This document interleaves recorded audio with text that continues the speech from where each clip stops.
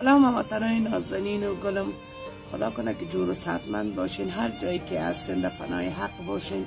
آرزو و دعا هستم. یکی از مسئولین کابل تئاتر و تلویزیون ملی که قبلا کار میکردم، ولی فعلا دیگه بدبختانه چون زمینی کار نیست، با مشکلات های بسیار بدی روبرو هستیم.